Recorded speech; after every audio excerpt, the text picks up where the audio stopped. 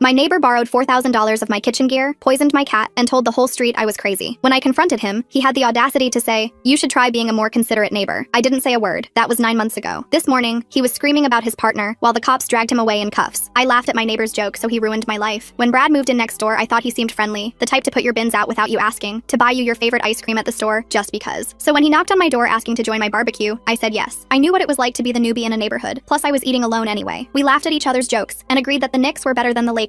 And the first barbecue turned into a second, the second to a third, and within a month we had decided that Saturday was our day to barbecue together. Brad would show up with beer and we'd grill together. He'd cook the veggies, and I was on meat duty. And since he was still settling in, I let him borrow my tools and kitchen stuff. First it was my drill to hang pictures, then my Japanese mandolin slicer that cost me $300, then my Shun Chef's knife that I'd saved up for months to buy. I'm a total foodie and spent serious money on my kitchen gear, but I figured that's what neighbors do for each other. Plus, the problem only started when stuff didn't come back. I'd ask about my mandolin and Brad would say, "Oh yeah, I'll grab that tomorrow," but tomorrow never came. My $800 KitchenAid stand mixer vanished for 3 months. When I finally asked about it more firmly, Brad laughed and said I was being uptight about just some kitchen stuff. I started keeping a list: my Vitamix blender, my Le Creuset Dutch oven that was a gift from my late grandmother, my entire set of Wusthof knives. By the time the annual neighborhood BBQ rolled around, I was missing about $4,000 worth of kitchen equipment. I knew Brad would be there, so I came up with a plan. The morning of the BBQ, I went to his house when I knew he was at work. His spare key was under the mat, just like he'd told me. What I saw made me sick to my stomach. Right there in the kitchen was all my gear, completely trashed. My mandolin blade was chipped and rusty. The KitchenAid had batter caked in the gears. My grandmother's Dutch oven had burned food that looked like it had been there for weeks. The copper pans were scratched beyond repair. I wasted no time. I took everything back to my garage and loaded it all into boxes. I knew my time for revenge would come. And that day at the BBQ, it did. I waited until everyone, including Brad, was eating and chatting before I struck. Then I started bringing out the boxes one by one and setting them on a table near the food. People started noticing and asking what was in them. "Oh, just some stuff Brad borrowed," I said casually while opening the first box to reveal my destroyed mandolin. He's been so helpful teaching me about the importance of sharing. It was my proudest petty moment yet. And as I watched Brad's face drain of color, I felt a chaotic smile creep onto my face. I managed to drag out the unpack to a full 20 minutes. The burnt Dutch oven got gasps from the crowd. Ms. Lee from 2 houses down whispered, "Is that a Le Creuset?" And I nodded. When I pulled out the KitchenAid with dried batter flaking off like concrete, Brad started toward me. Meanwhile, everyone else was staring at him. They were